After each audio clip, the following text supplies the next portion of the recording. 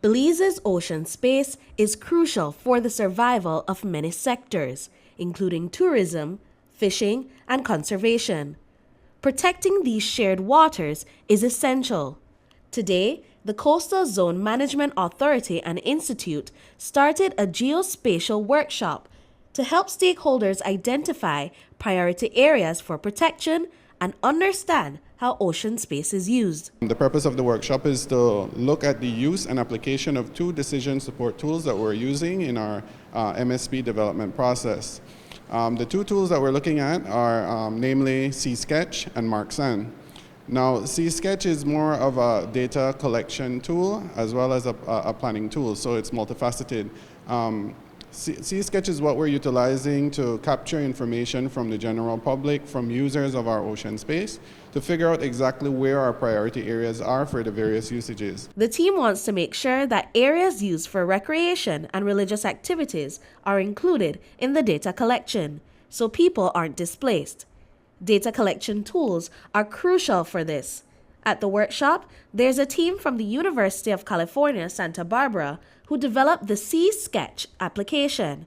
Senior Fellow Will McClintock explains how it works. It's a tool that allows users who can be non-technical users, so average stakeholders with no real expertise in mapping, to map their values in terms of what areas in the ocean they value and how they use it, and then what areas they would like to protect in marine protected areas or biodiversity protection zones.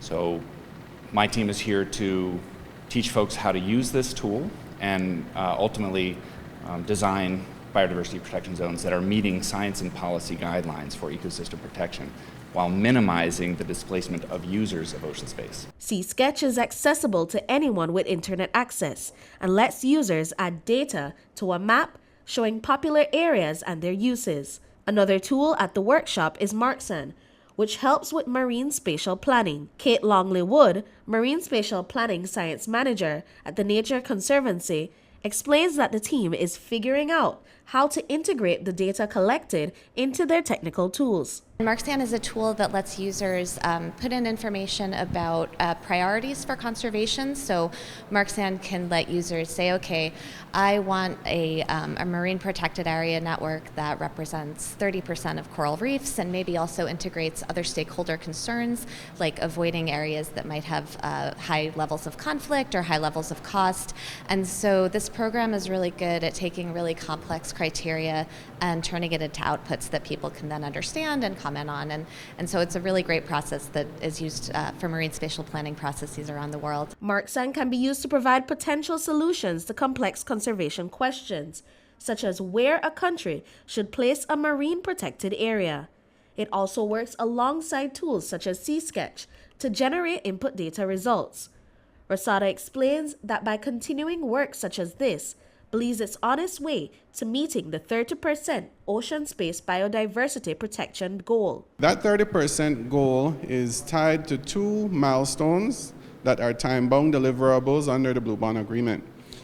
Recently, in November 4th of last year, we met the milestone 4 goal, which is to designate 25% of Belize's ocean space as biodiversity protection zone. So that was met in November of last year. So we are currently at 20.05% of our ocean space designated. The remainder of the time frame, or I should say the next milestone, is due for November 4th of next year. And so we are working towards identifying and designating the remaining up to 30%. Brittany Gordon for News 5.